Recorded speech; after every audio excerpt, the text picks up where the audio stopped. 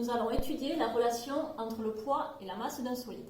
Donc, tout d'abord, nous allons rappeler la différence entre le poids et la masse. La masse se mesure à l'aide d'une balance.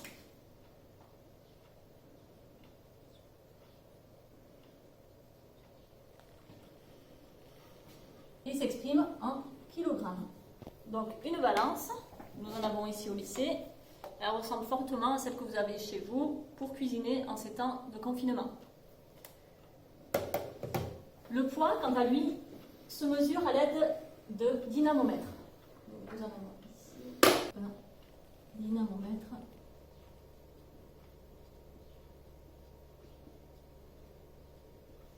Et s'exprime en newtons, comme vous l'avez vu précédemment.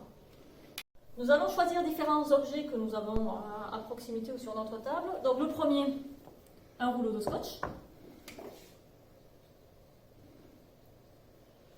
Ensuite, nous allons prendre une paire de lunettes de soleil.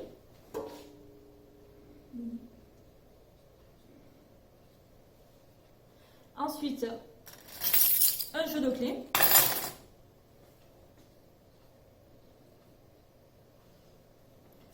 Puis un ciseau.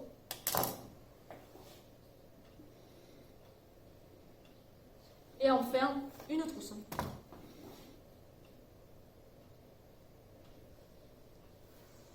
Pour chaque objet, nous allons déterminer son poids, puis sa masse.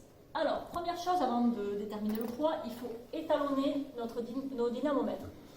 Regardez ici, nous voyons bien que l'aiguille, lorsqu'il n'y a rien, est bien sur 0. Cette aiguille ici n'est pas réglée sur le 0, donc première étape, on vérifie et on étalonne ici.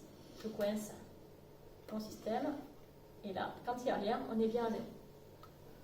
Ensuite, on va donc mesurer le poids de notre rouleau de scotch. Donc je vais choisir ce dynamomètre là.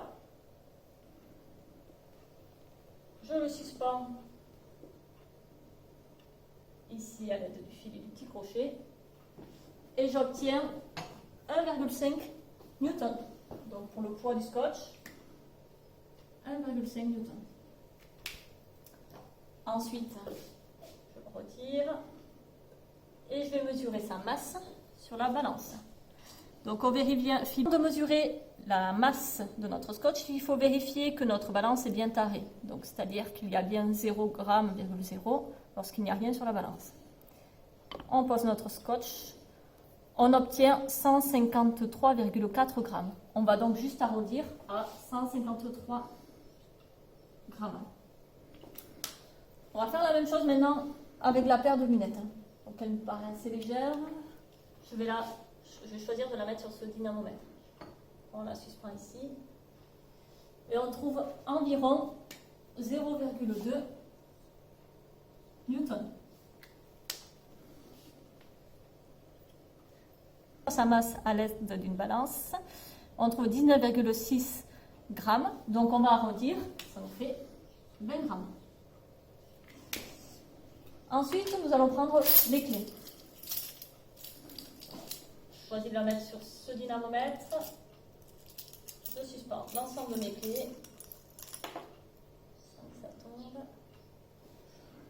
On obtient ici 2,2 newtons.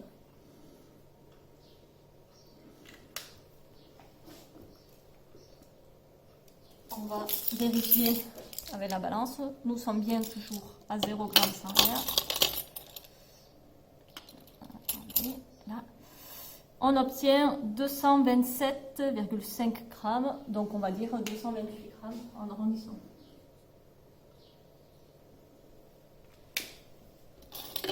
Ensuite, notre paire de ciseaux.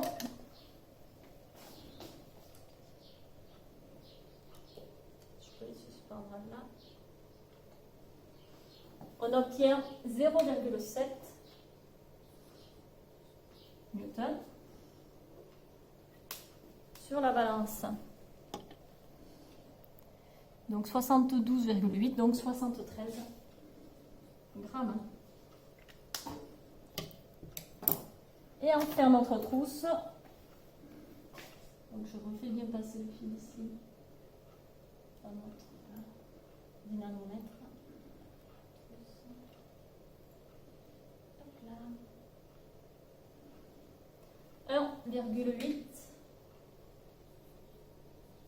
newtons.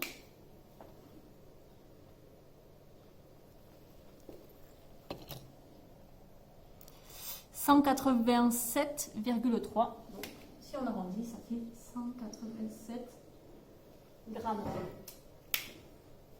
Donc, vous devrez compléter la suite du tableau. Bien sûr, pour passer de grammes à kilogrammes, pour faire la conversion, vous savez qu'il faut diviser par 1000. Et vous obtiendrez du poids en grammes, finalement en kilogrammes.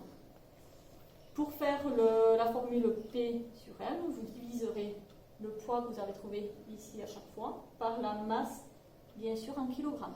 Ne vous trompez pas. Alors, pour tracer ce graphique, bien sûr, n'oubliez pas, il faut utiliser votre papier millimétré en position paysage. Vous aurez votre feuille ainsi. Nous allons choisir comme unité graphique en abscisse 1 cm pour 10 grammes. En ordonnée, 1 cm pour 0,2 newton. On trace les abscisses ainsi. La masse en grammes. Et pour 1 cm, donc nous avons choisi 10 grammes. Donc 10, 20, 30, etc. Et aller au moins jusqu'à 250 grammes.